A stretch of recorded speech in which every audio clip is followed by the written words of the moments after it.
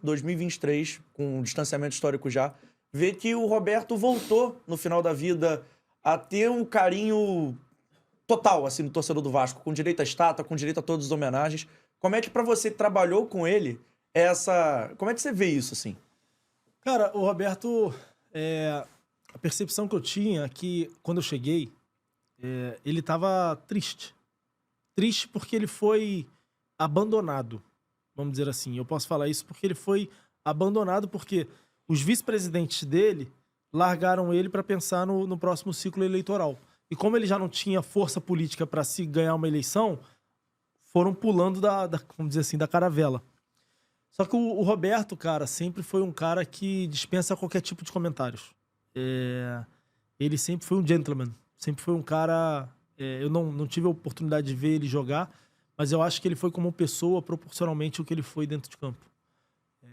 E pra mim, eu tenho muito orgulho de ter trabalhado com esse cara, porque eu lembro de uma passagem, fico até arrepiado, uma passagem que ele me chamou na sala dele.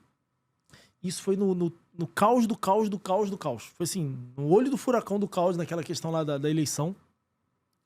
Ele tava sozinho na sala, ele me ligou, falou, B, vem cá. Aí eu fui, ele falou, cara, sabe aquela expressão de derrota?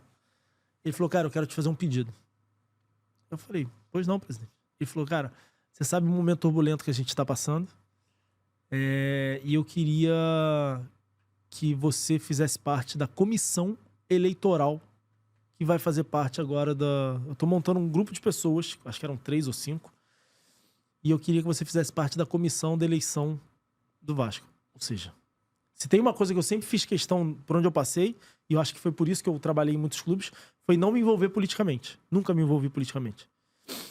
Só que, cara, eu não tive coragem de falar não. Eu não tive coragem de falar, não, presidente, eu não vou participar. Então, ali, minimamente, ele queria dar credibilidade para um processo desgastante. E ali eu percebi que, cara, esse cara precisa de ajuda. Esse cara precisa de um amigo, sabe? E ali foi onde a gente se aproximou. E a gente tentou minimamente ali, até por a gente trabalhar com base de sócios, enfim, passar uma imagem que era importante para o processo eleitoral ser o mais correto possível, mesmo sabendo toda a dificuldade que tinha. Mas toda vez que eu tive a oportunidade de reencontrá-lo depois, que ele já tinha saído da presidência, cara, sempre foi um encontro de muito afeto, um encontro de muita verdade, porque o que a gente viveu ali, eu não vivi todos os anos dele de Vasco, né? Mas o que a gente viveu naquele ano que eu estava foi de muita dificuldade e muito aprendizado. Pô, legal essa passagem, assim, porque organizar a eleição no Vasco não é pra qualquer Pô, um, hein? Que loucura, cara, que loucura. Deu muito trabalho? Cara, deu porque eu acho que o principal câncer dos clubes de futebol são as pessoas que pensam mais em si e menos na instituição. Eu acho que se a gente pudesse, minimamente, fazer com que as pessoas pensassem mais na instituição e menos em si, a gente teria processos eleitorais mais fáceis, seja lá o clube que for. Porque era muita gente pensando em si e pouca gente pensando na instituição. E às vezes a gente tinha situações que, cara, tava claro que ia ser pior para a instituição. Mas mesmo assim, a vaidade, a vontade de ter o poder atrapalhava todo o processo. Nessa história de transição que você contou, ótima passagem essa daí, é uma história que eu acho, pô, pouca gente ia imaginar Tá aqui embaixo. Pouca gente ia imaginar que isso aconteceu.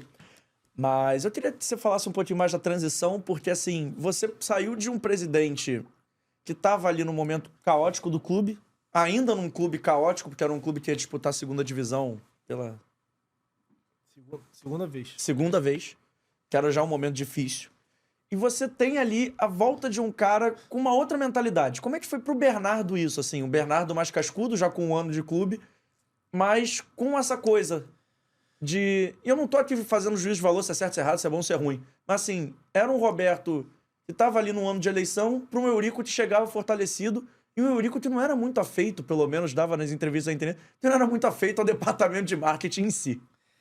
Olha, eu vou te falar o seguinte, foi muito interessante essa experiência que eu tive, porque eu comentei aqui, né, que eu vim de um ano de muita liberdade com Dinamite. E um dos primeiros encontros que eu tive, a Luana vai lembrar, dos primeiros encontros que eu tive com o Eurico, eu só tinha tido contato com ele, assim, pontual ali durante a eleição, mas eu nunca tinha parado para dialogar com ele. E um dos primeiros contatos foi no Natal, porque ele tinha ganhado a eleição, né? E eu não lembro agora se ele antecipou a entrada dele, mas enfim, eu sei que ele já começou a frequentar o clube desde que ele ganhou a eleição. E eu lembro que no Natal, cara, a gente fez uma... E a gente tava muito inseguro do que ia acontecer, porque a gente não sabia se ia continuar ou não ia. E eu lembro, cara, que a gente fez uma arte de Natal, desenho, né? O Gustavo Desenho fez uma arte qualquer de Natal. E aí eu precisava aprovar, porque, cara, a gente tava tão inseguro que eu falei, pô, eu não sei como é que é a forma de trabalhar. E aí, quando eu mandei pro meu vice-presidente, ele me respondeu, imprime e leva lá pro Eurico aprovar. Aí eu falei, cara, se eu tiver que aprovar com o presidente uma arte de Natal, esquece, pô. A gente não vai conseguir trabalhar. Mas fui lá, até então, né? Imprimi, levei pra ele. Botou óculos aqui, fica vendo. Aí faz 300 perguntas. Por que tem isso aqui? Por que tem isso aqui lá? Porque... E aí eu fui começar a entender as nuances e as características da gestão Eurico. Que era um simbolismo e uma defesa da Cruz de Malta e do Vasco e da instituição que eu nunca vi igual. Então, eu costumo dizer, cara, que o melhor presidente do mundo de um clube de futebol vai ser um presidente que tenha 50% de um Eurico e 50% de um gestor. Porque o Eurico, às vezes, ele era tão apaixonado pelo clube que ele passava do limite quando você tinha que defender a marca, mas entender que aquilo tinha um propósito, que aquilo tinha um envolvimento, às vezes, de projeto, que, enfim. Então,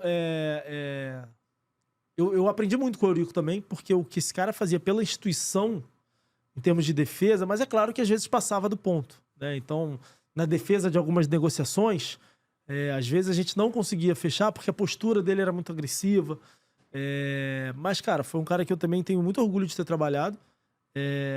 Tinha algumas coisas que eu, obviamente, não concordava, mas eu acho que faz parte do processo de amadurecimento de qualquer profissional.